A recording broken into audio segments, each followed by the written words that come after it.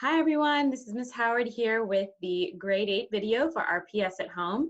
This is week 3, day 2. Today we're going to be talking about federalism. This concept is something that's really core to American government, and it's something we're actually living through a lot of right now. So it's something Ms. Green and I really wanted to talk to you guys about and give you some background on. So I know you might have already studied it before, but we're going to do a little bit of practice and think about it in context today. I'm going to share my screen to get us started. And oh, you will see Ms. Green a little later on, just like we always have done.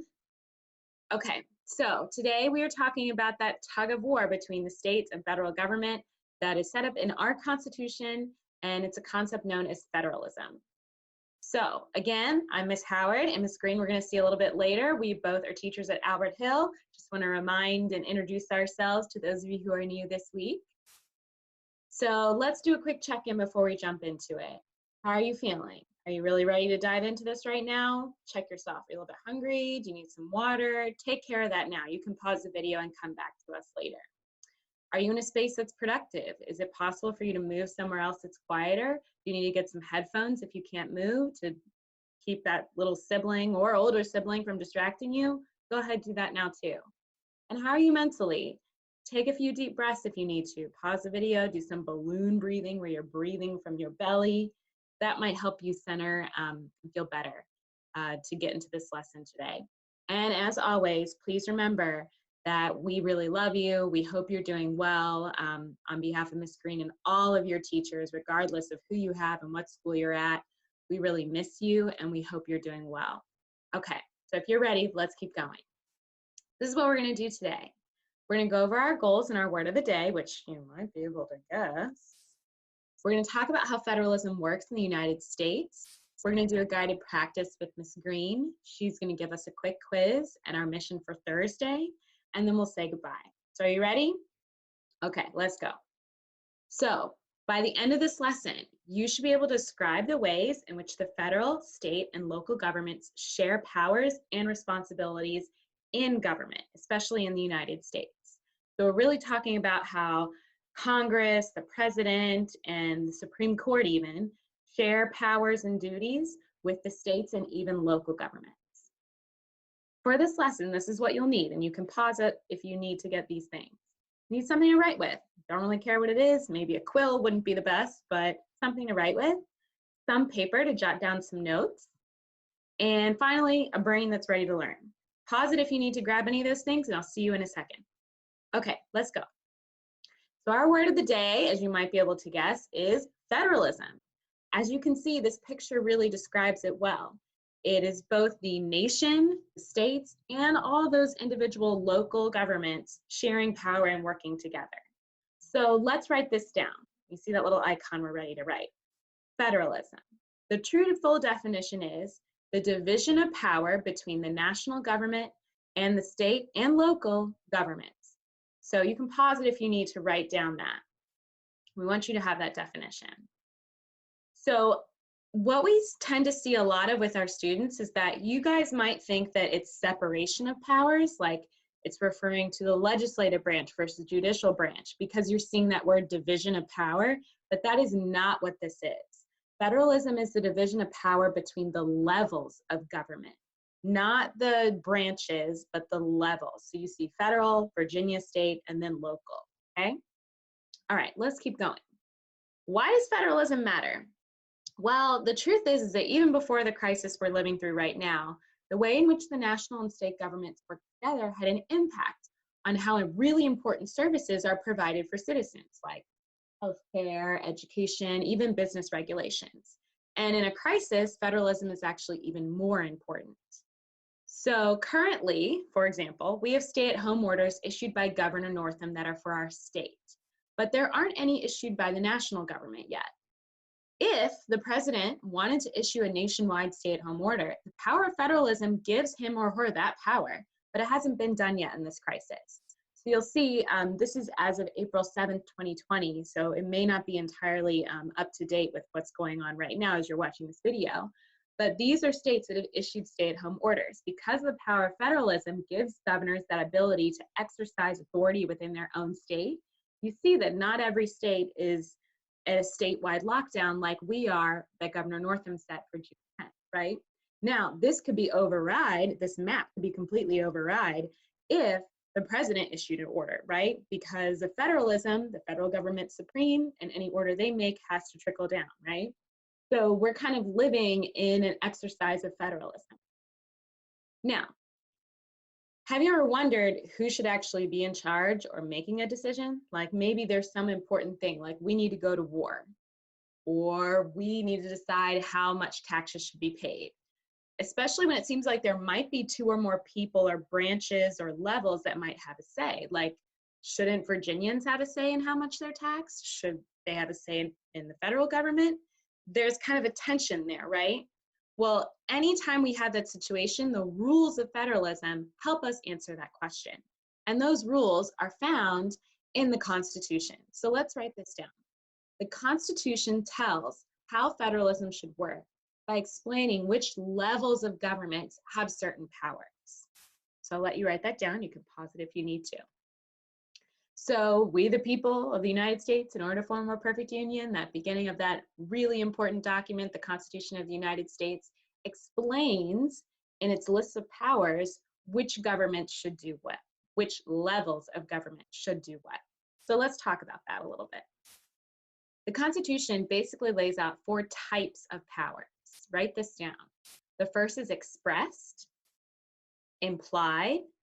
The third is concurrent or shared. And the fourth is reserved. So I'm going to give you definitions for each of these so you understand what the Constitution says about federalism.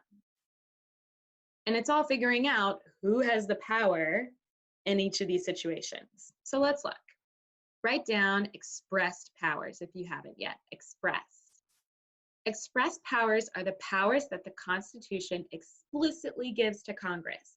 They're literally written in the Constitution. You can flip open your pocket Constitution or go and see the real thing, although I'm sure stay-at-home orders, you can't go and see it right now. And you will see it written out. Congress has the power to. But this has the power to. The president has the power to. They are written in the Constitution. For example, the power to declare war is only held by Congress. Although there are some situations in which the president can involve military and complete military actions because of subsequent laws, the power to declare war is only given to Congress. That's an express power because it's written in the Constitution. Okay, let's go to the second one. Oh, there it is. Isn't that great? I've got a picture of when Congress declared war against Spain in the Spanish-American War in 1898. Congress declares war. Okay. Next one, number 2. If you remember, what was it? Yes, implied. Let's write it down. Implied powers are the powers that the federal government has to carry out, but they're not listed. So in other words, if you have an express power to, let's say, tax people, right? Like Congress has the power to tax. So does the states, but we'll get there in a second. That means that they also have the right maybe to set up an IRS, right? So it's not listed that they have this power, but it's kind of inferred. Well, if I have the power to tax, I probably should have the power to do this to carry out this power. So they're not listed, but they're necessary powers in order to enact the express powers. Like I said, the power to collect taxes is stated in the Constitution. So Congress must also have the power then to create the IRS, the Internal Revenue Service, which actually takes in our taxes and does the accounting, to punish people who don't pay their taxes. Those aren't written in the Constitution. Congress shall make an IRS. But because they have the power to tax, they have the implied power to do these other things as well. Okay, here we go for number 3. Do you remember what it was? Yes, it was concurrent. A lot of times we like to call this the shared powers. So these are powers that both the national and state governments have. They can both exercise this form of power, okay?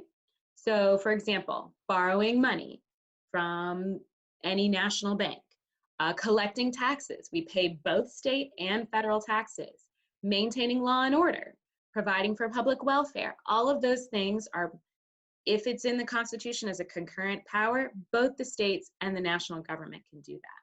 So for example, we have a National Guard, the Virginia National Guard. They are put into action by the Virginia governor. But obviously, The national government also has its own armed forces, the Marines, Coast Guard, all of that, and the president oversees them. So that's an example of maintaining law and order that both the state has and the national government has. That's an example of a concurrent power. Last one, the fourth one. Do you remember the last one? Reserved, yes. The reserved powers are powers that the Constitution says only the states and the people have the power. So for example, the power to conduct elections or set up local government, set speed limits, figure out marriage, divorce laws, set your own laws around liquor, like those are all only state powers.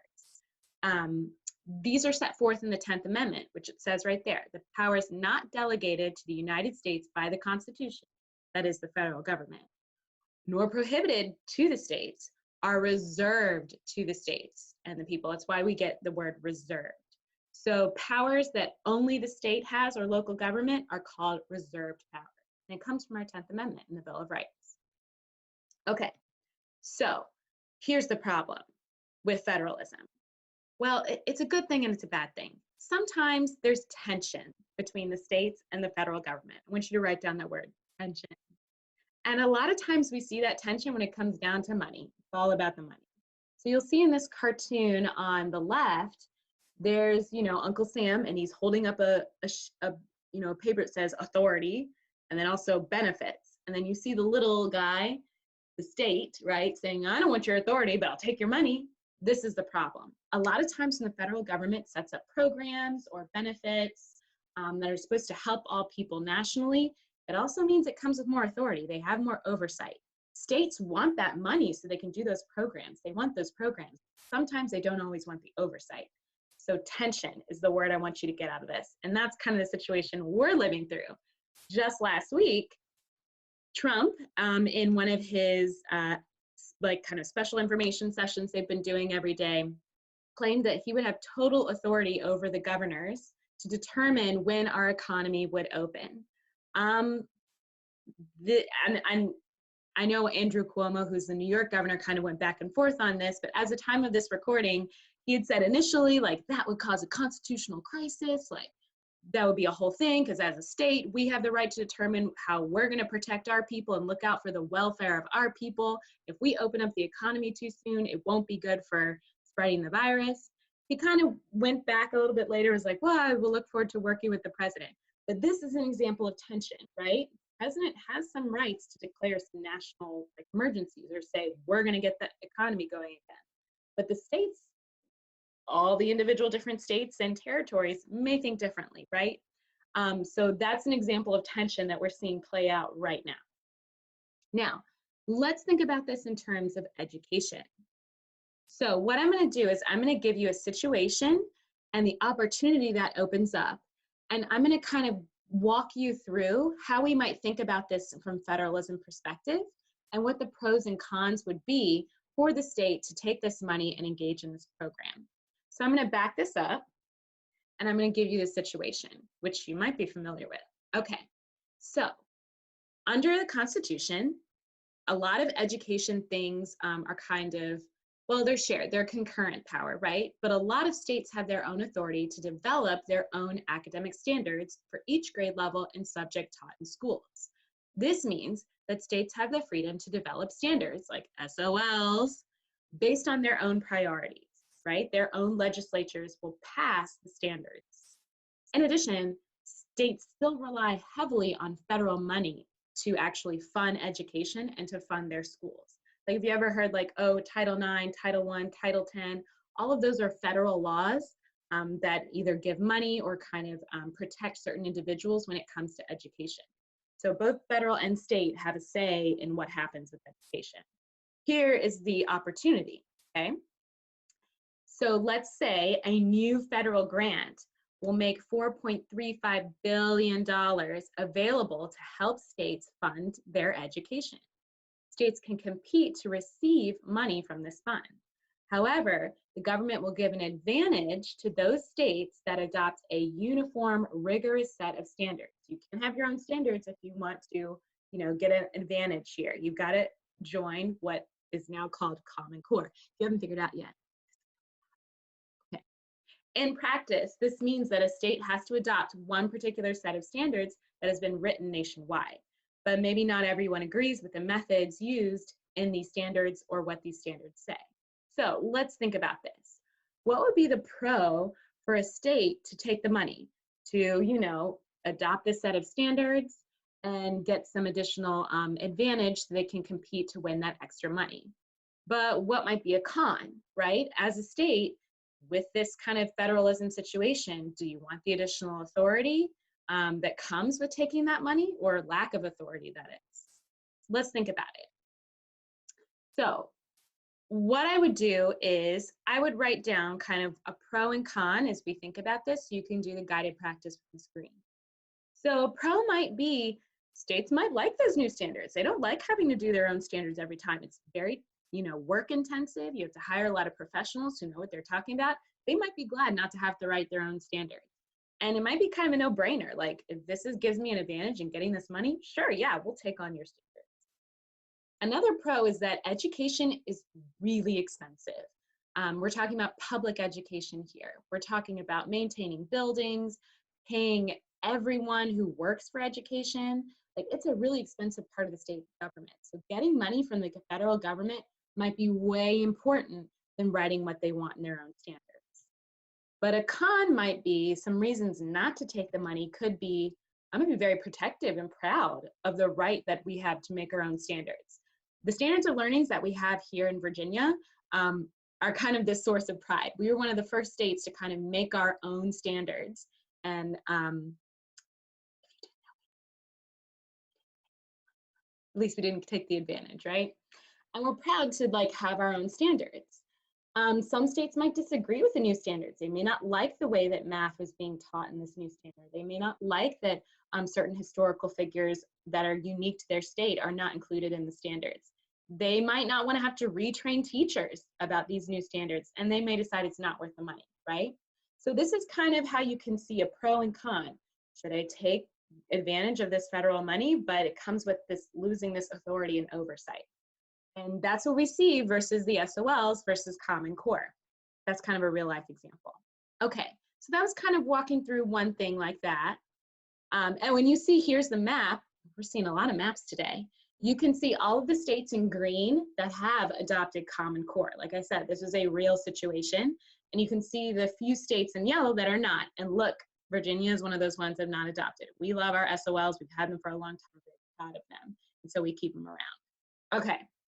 Now, I want to say one other thing, is that laws and actions that are taken by the federal government will usually always override the laws and actions of the state. This has to do with the supremacy clause, right? And this is something that all the states agreed to when they ratified the Constitution. Okay, we're not going to be an individual state anymore. We are going to be a part of this United States, right? New Hampshire became the 9th state to ratify the Constitution. So we've had the Constitution since 1788. But do you think most decisions made by states should be made by states or by the national government? Does it depend on the situation? Well, Ms. Green's going to kind of walk us through. Actually, I want you to kind of think about that for a second. Stop and pause it here. Do you think that most decisions and government decisions that you hear about in your daily life should be made by states or the national government? Pause it here and write down some quick thoughts before we move on. Okay, let's move on. So it's whether or not we're going to be like an entire nation and do things as one, or we're going to kind of cater to the individual, economies and flavors of the different states. I kind of feel it depends, but you might feel differently. So again, there is definitely a good thing with joining together, right? We see this famous political cartoon that Ben Franklin made on the eve of the American Revolution saying, all of you different states, V for Virginia and for North Carolina, all of those states, we need to join together as one to defeat this, win our independence, right? We must join or die. So there's kind of I don't know, I think most of the time for me it depends, but some people feel really strongly about states' rights. So what we're going to do next is I'm going to kick it over to Miss Green, and I'm going to have her pick up with our guided practice. All right, Miss Green, let's hear from her.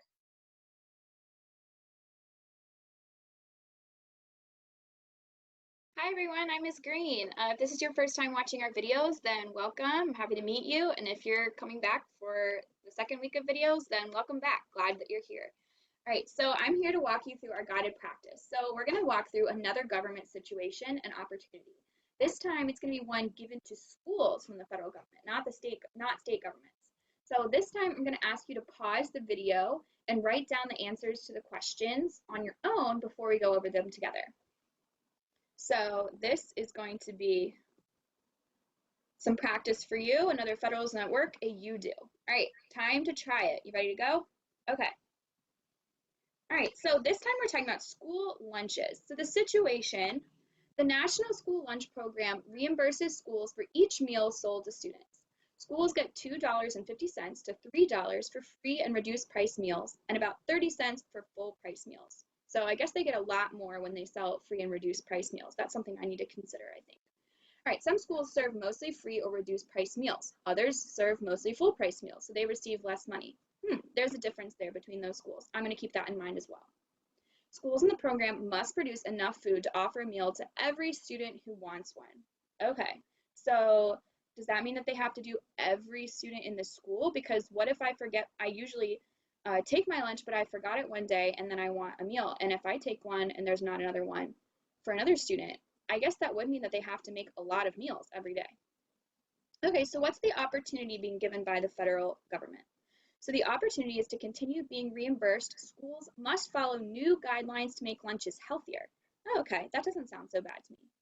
These guidelines limit sugar and fatty foods while increasing fruits, vegetables, and whole grains. Okay, those sound like things that are good for me. The healthy ingredients cost more, but schools that comply will receive a small amount of extra money. Oh, okay, so on top of the money that they were already getting for selling meals, now they're going to get even more if they have healthier foods. Okay, so schools that have followed the new guidelines have been selling significantly fewer meals. Oh, that's interesting. So healthier meals are selling less than less healthy meals. Okay, so what would you think are some pros for schools to accept the new guidelines? Remember all the things that I said that I was going to keep in mind. But what would be some cons against the new guidelines? So you guys are going to pause the video here and you're going to write down what you think are the pros and cons. All right, go ahead and pause the video. Okay, are you ready? Let's keep going. All right, so some pros. What did you guys end up saying here? What are some reasons that you think that schools would want to follow these new guidelines? Maybe you said something like schools might not have enough money to run a school lunch program without the funding. Right, so we did see that it's going to give you more funding if you follow the guidelines than if you didn't follow the guidelines. So that could be a reason why schools might want to do it. Another pro is that schools might like the idea of offering healthy lunches anyway. I know that in my classroom, a lot of my students would complain about the school lunches, so offering healthy lunches sounds like a good idea to me. But what do you guys think would be some reasons that, what did you say are reasons that schools wouldn't want to follow the guidelines? What do you think? So what are some cons? Well, with fewer lunches sold, some schools might actually be losing money, right? We saw that in the opportunity section that with the new guidelines, schools were not selling as many lunches, right? So that's not a great thing. Also, you might have mentioned that food might be going to waste if students won't eat it. So if they're not selling as many lunches, then that means they're probably still making just as many lunches, since they said that they have to make enough lunches for anyone who wants one, right? So if there's a bunch of students who say that they want one, but then don't actually take one, that's a lot of food going to waste. That's not a great thing. And you also might have mentioned something about schools that don't sell many free or reduced price lunches might decide the change isn't worth it, right? So if they're only getting 30 cents off of meals, which is what they said that schools who don't sell free and non-free and reduced price lunches get schools, then if schools that don't sell many free and reduced price lunches, that's maybe not that much of a change then for them, and so it's not worth it. Okay, how did you guys do? Did you do okay? Okay, well, if you did, then that's awesome, and let's move on to our quick quiz. If you didn't, maybe you want to go back and rewatch Ms. Howard's instruction, and that's totally fine, so you can go ahead and do that. All right, so but now what we're going to do is we're going to move on to our quick quiz. So last week we did it on on day 4, but we're going to do it today. All right, so our quick quiz. Are you ready to get started? So let's check back in with our goal. Our goal for today's video was to describe the ways in which federal, state, and local governments share power and responsibility in government. So let's quiz ourselves on that. All right, ready for question 1? So number 1, on December 11th, 1941, the United States declared war upon Germany to officially enter into World War II. This is a power that only Congress has. What word best describes the power to declare war? Is it reserved powers, implied, expressed, or concurrent? What do you think it is? Go ahead and pause the video so you can think about this on your own, and then choose the word that best describes the power to declare war. All right. Did you do it? Okay, so what's the best answer here? What'd you guys say? Well, the best answer is express powers. How do we know it's expressed? Well, it's expressly written into the Constitution, right? This can be found in the Constitution in Article 1, Section 8. So because it's expressed in the Constitution, it's an express power. And we know that only Congress has it, and Congress is part of the federal government. So only the federal government has this power. So this is an express power. All right, are you ready for question 2?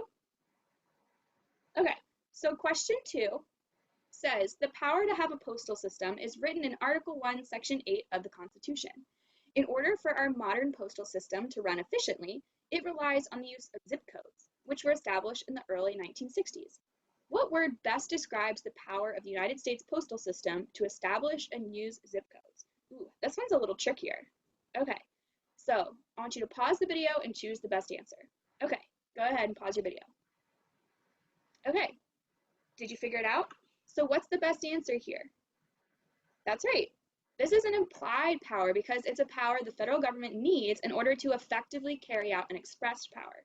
Since the Constitution expressly states that Congress can establish post offices, it's then implied that they also have the power to make zip codes. It's not written in the Constitution, but it is a power that they have. So it's an implied power. Okay, that one was a little harder, right?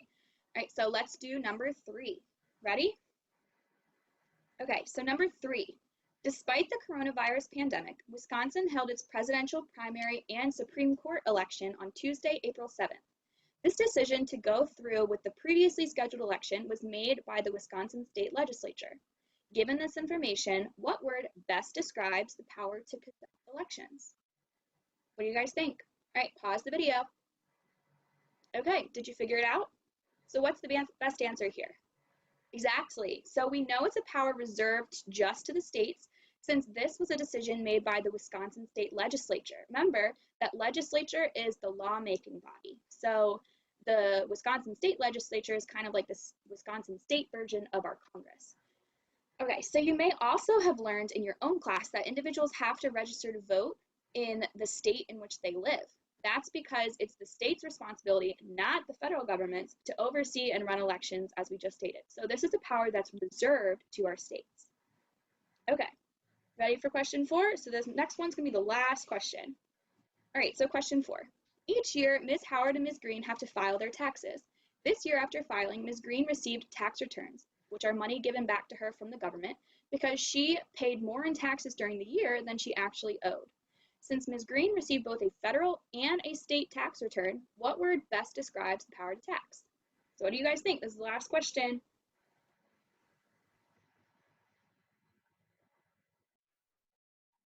All right, yep, so since Ms. Green got her tax returns from both the state and federal governments, we know that the power to tax is a power both governments hold concurrently or at the same time.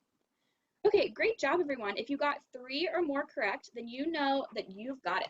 If you didn't meet that mark, that's okay. So don't be afraid to go back and re-watch Ms. Howard's instruction at the beginning of the video to make sure you really have this down. Okay? All right, so let's talk about our mission this week. So far we've seen from this video how our federalist system of government divides and shares power between the levels of government, which are the federal, state, and local governments. So while the federal government has the most power, state and local governments do have powers all of their own that the federal government is not allowed to interfere with. So can you guys think about how this could be related to your own lives? How does the same concept of shared power fit in your own life? Maybe your family has a similar federalist Federalist structure. So your mission this week is to relate federalism to your life at home by having a conversation with your family, right? So how can we apply the concept of federalism to our own lives? Okay, so you're gonna have a conversation with your family, or you could have it with a friend or anyone that you feel like talking to. It doesn't have to be your family, I guess. But I want you to think about how your family might fit into a federalist structure. So you're gonna answer the following questions. So first of all, what choices does your family make for you? Okay, so meaning that they decide and you just have to go along with it. So thinking about your family as the federal government, what kinds of powers would that be like? What do you think? Right, so that would be like the expressed and the implied powers. So second, what choices are you allowed to make on your own? Okay, so thinking about your family as the federal government and you as the state governments, what kind of powers would that relate to? What would your ability to make choices on your own be like? What powers are they called? Right, so your ability to make choices on your own would be like the state's reserved powers. Okay, and then lastly, what choices do you make together? So you and your family, you make them together. These choices would be like the concurrent powers that the state and the federal governments share. Okay, so this is your mission, is to talk to your family and to answer these three questions. One, what choices does your family make for you? What choices are you allowed to make on your own? And then finally, what choices do you make together? If you want more structured guidance on this to complete your mission, then you should check out the Day4 learning plan on the RPS Learning at Home site. So we've got a whole worksheet there for you that you can complete, and it has a little bit more instructions. So that is something that you can go to if you feel like you need more help with this. Otherwise, go ahead and just talk to your family and have a conversation. So that's all from me for today. So thank you guys for watching and participating, and good luck with your missions. So I'm giving you back to Ms. Howard. Yay, thanks, Ms. Green. Thank you. It was good to hear from her again. So I'm going to close us out today with this. Okay. Actually, I'll just come back myself. It would be good to see me again. So hopefully that mission gave you a good sense of how to apply federalism. Again, if you've done the work in the video today, great, you're set. You did your history and civics work for today.